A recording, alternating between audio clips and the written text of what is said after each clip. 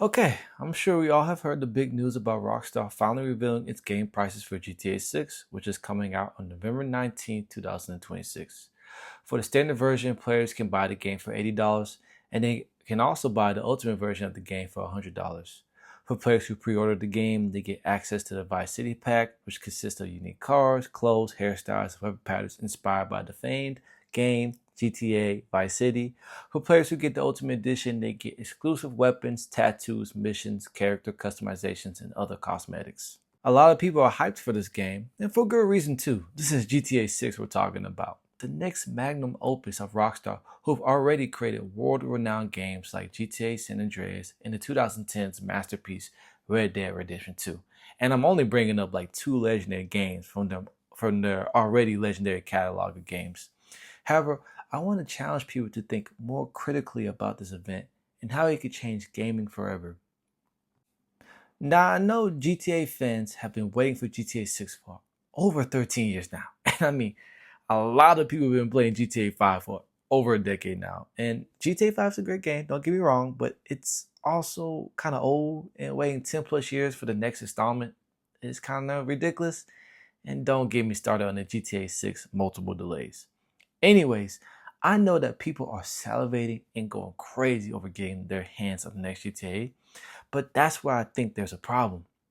You see, Rockstar has a lot of power in their hands. Their actions not only affect their business, but the gaming world in general. They are the top dogs with devoted fans who will always show up. That means they can do a lot of good in gaming with their innovative games and impactful stories. However, it also means that they can do a lot of bad by increasing gaming prices and eliminating physical gaming media.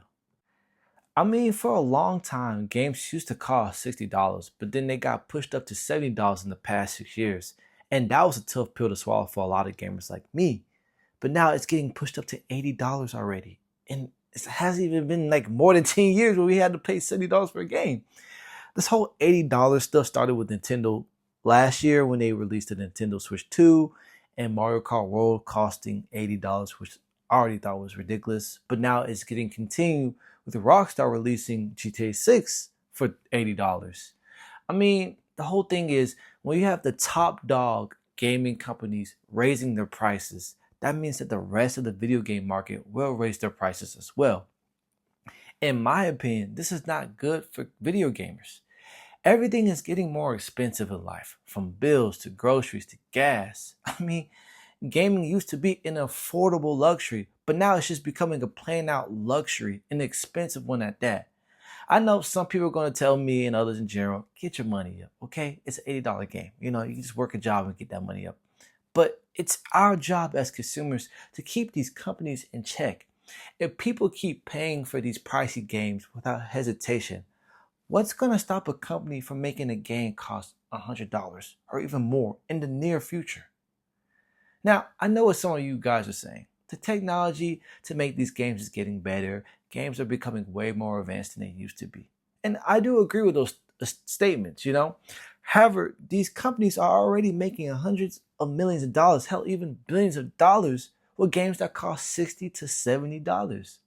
And let's not forget about microtransactions, which pricey games like GTA 6 are going to have.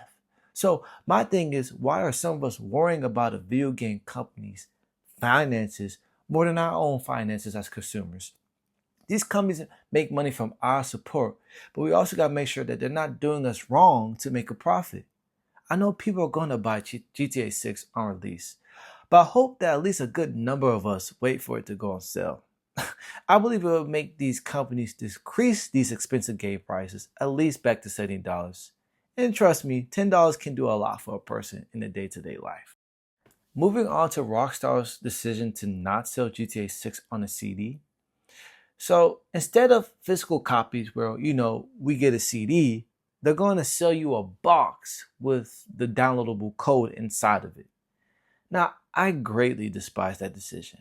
Now, I've recently learned that even if a person buys a physical copy of a game in today's gaming world, it doesn't really mean that they actually own the game, and that the gaming company can restrict their access or completely remove their access of the game whenever they like.